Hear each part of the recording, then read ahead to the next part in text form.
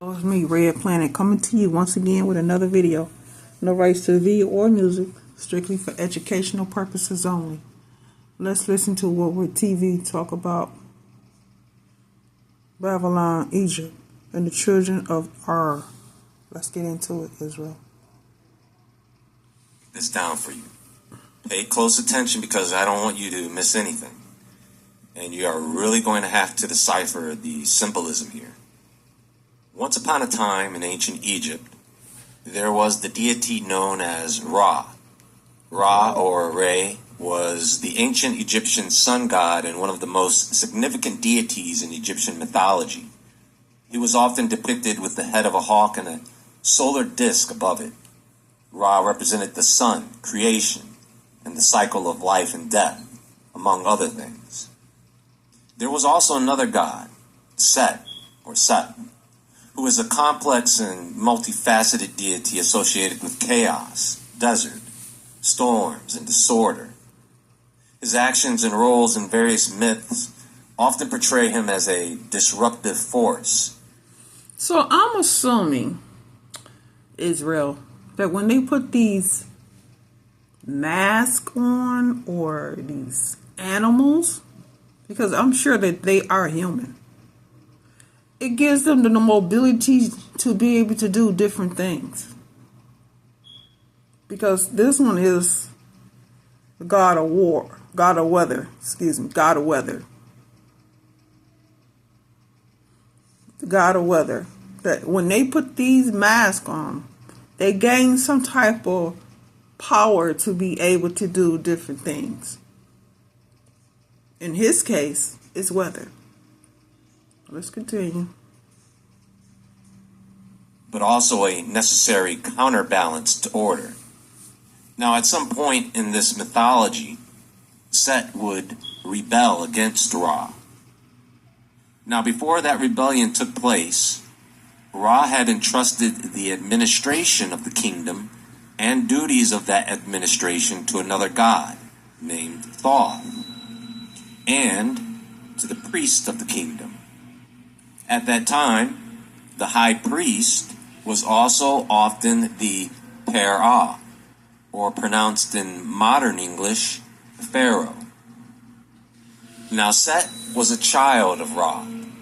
Ra had several children, Horus, Isis, Osiris, and he gave those children gifts. In all instances, Ra gave his children great wealth and resources.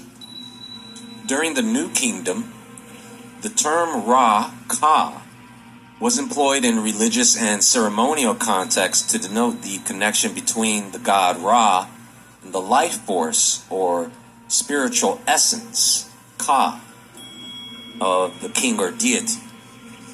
It highlights the divine aspect of the king's role and his connection to Ra. Ra-Ka-M means of Ra, or of the life force of Ra, meaning his children, okay? Ra-Kam, the children of Ra, if you look into the etymology of the word Kam, K-A-M, it can mean God, son of God, prince, shaman, descendant. And I already said that Ra-Kam means children of Ra. Here's the funny part. This is funny. The two most important types of administrators in the Egyptian empire were the Ra-Perah, the Ra-Pharaohs, and the Ra-Kam, or Ra-Children. Or simply put, the Ra-Pharaohs and the Ra-Childs.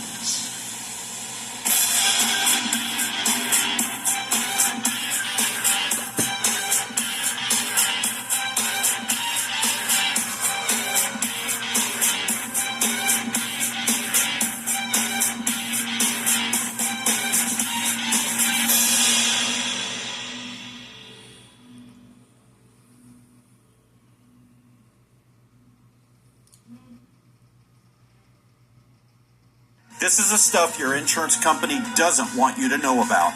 Have you noticed your auto insurance payments Welcome back to Woodward TV. Today we're diving into the world of a family, a dynasty whose influence has shaped financial systems and political landscapes across centuries. There's the other word dynasty also used in Egypt. Nathan Rothschild famously declared, "The man who controls Britain's money supply controls the British Empire, and I control the British money supply." This statement reflects the family's profound impact on global finance, shaping markets, influencing financial policies, and even affecting entire nations. At their peak, their power was so immense that no politician would make a major decision without their approval. Many know the Rothschilds as a wealthy banking family. Nathan was one of the 5 heads of the Rothschild family branches, each one of them having considerable influence over their respective countries' financial systems. From aiding in Napoleon's defeat to fueling the Industrial Revolution, the Rothschilds were instrumental in major historical events.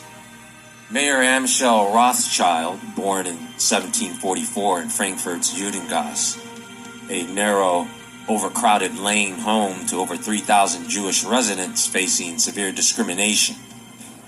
Jewish people were barred from public spaces and restricted in social interactions, reflecting their outsider status. Initially set on becoming a rabbi, Mayer's plans changed dramatically following his parents' deaths. Forced to abandon his rabbinical studies, Mayer became an apprentice in a banking house, where he learned about rare coins from ancient civilizations. By the age of 19, Mayer had accumulated significant experience and returned to Frankfurt to join his father's trading business, eventually excelling as a dealer in rare coins.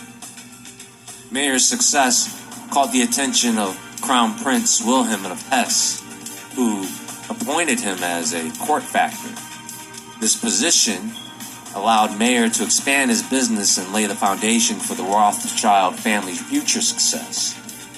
Mayer's strategy involved sending his 5 sons to establish branches in key cities: Naples, Vienna, Paris, London, and Frankfurt. This approach expanded their business and mitigated risk by avoiding dependency on any single ruler or economic upheaval. Isn't it interesting that this guy's name was Mayer, chief of 5 major banking cities, and we use the term mayor as chief official in cities all around the world? Anyway, by the early 1800s, these 5 linked branches became the first banks to transcend national borders, acting as financiers to multiple European powers. The Rothschilds leveraged their political clout to influence decisions in international relations. Their financial services expanded from luxury items and rare coins to prominent banking roles. The French Revolutionary and Napoleonic Wars from 1792 to 1815 proved to be very lucrative, with the Rothschilds providing loans, smuggling essential goods, and they organized international payments. During the Napoleonic Wars, the Rothschilds played both sides. Jacob Rothschild in Paris financed Napoleon's efforts, while his brother Nathan in London supported the British side of Lord Wellington. As the war progressed, Nathan focused on funding the British side, anticipating that Britain's victory would be more profitable. Nathan's foresight allowed him to buy British bonds at a discount during market panic and sell them at a significant profit after Britain's success at Waterloo. But the Rothschilds faced backlash for their support of Britain against Napoleon, who had granted equal rights to Jews. The Rothschilds were accused of betrayal, symbolizing capitalist greed and fueling rising anti-Semitic views. But it didn't matter, as they diversified into government securities, insurance, stocks, and shares of industrial companies. They heavily invested in railways, coal, iron, and metallurgical industries, which boosted Europe's industrial revolution. One of Mayer's crazy approaches to preserving the family's wealth was through a system of inter-family marriages and investments in liquid assets.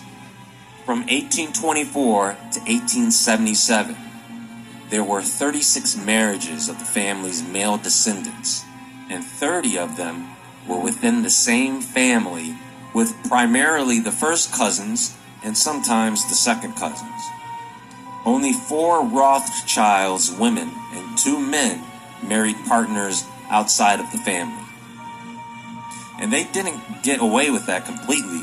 Several of their children were born with defects, and it became a family tradition for them. And that alone should tell you everything you need to know about this family. I can stop the video right here, and that should be enough information to let you know what type of degenerate sickos these people are to do that to their children for money. Now, another factor that allowed the family to keep control over their fortune is they didn't tie any of their wealth to tangible assets that could be easily seized, such as real estate or gold. Instead, they invested in liquid assets, such as stocks, bonds, and debts. So if any violence broke out, any angry mob, or anybody who wanted to seize their property, etc., it didn't matter to them. Nathan had several achievements, including securing mercury mines in Spain and refining gold and silver for the Bank of England and the Royal Mint. The family expanded their influence into global trade and industry, becoming major shareholders in companies like Rio Tinto and Royal Dutch Shell. By the mid-1800s, their wealth and influence were unmatched, extending into culture, politics, and the arts. They funded scientific expeditions, art collections, and educational institutions, contributing significantly to global knowledge and culture. Of course, they are going to be philanthropists. Philanthropy is good, but why do some of the most wealthiest philanthropists turn out to be the most evil people in the world? It's the same reason why child abusers are some of the same people who publicly educate children or help them. It's all done to cover up who they truly are. Those of you who are quite familiar with YouTube, there are allegations going on right now with Mr. Beast. Oh, big surprise. Anyway, the family's influence was so substantial that nations often sought their approval for critical decisions. After France's defeat by Prussia in 1871, they provided substantial loans to keep the French government afloat. In London, they lent $4 million on short notice, making the Suez Canal a vital British trade route supporting the scramble for Africa.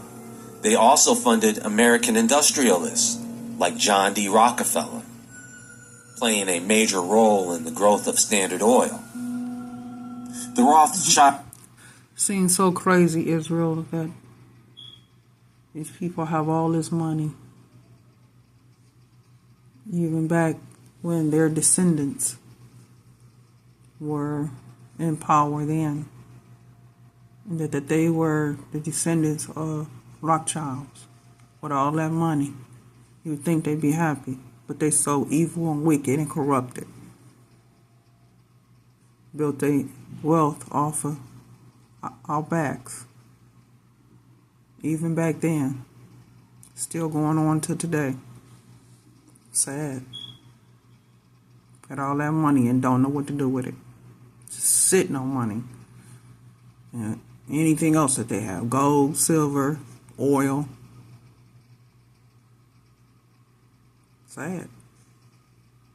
Child's support for the establishment of a Jewish state is another aspect of their legacy. The Balfour Declaration of 1917, addressed to Lionel Walter Rothschild, expressed support for a Jewish state, or the state of Israel, reflecting the family's long-term financial and political support for making that happen. Despite the family's rise, the Rothschilds faced a rapid decline due to wars, many of which they funded. Why do you think the U.S. has to get involved in so many wars? Why do you think so many criminal leaders who were against the banks were taken out? You know who they were. You can name them. They were all the bad guys during wartime. Now, because of politics and internal rivalries, the Naples branch closed in 1863, followed by the Frankfurt branch in 1901 due to the lack of male descendants. The Vienna branch was devastated by the Nazis, and the Paris Bank was nationalized in 1982. Today, with their holdings, financial services, real estate, mining, energy, and charitable work, their unified company, founded in 2008, manages assets worth an estimated $1.2 trillion. The Rothschilds' impact on our world is undeniable. If you say anything bad about them, you are labeled an anti-Semitic conspiracy theorist. Some people say that the United... And who cares? Who cares that we speak about their evilness? That we care or what they say about us? We don't care. We just don't care. They know what they are. Sitting on all that money. You know what they are, Israel. I don't care how far back their ancestors go, they're still evil. United Nations is the new Babylon. The spirit of its rulers possess many world powers. In Egypt, Amun was the god of Thebes. They combined Amun and Ra to form Amun-Ra. I'm completely happy and grateful to be born an American, but since they like the gods of Babylon and Egypt so much, I guess that makes this country the United States of Amun-Ra-Ka. Well, that's all for now, and there is more to come. I do have a recommended video for the day. Watch that video. It will be linked on screen at the top right corner of this video if it stays up, and in the description box and pinned comment below. Please hit the thumbs up button on your way out. You can also find me on Instagram at jwoodward. Check out my other links in the description box below. Also, leave a comment and subscribe so you don't miss the next video. Everyone have a great day. Take care, folks, and as always,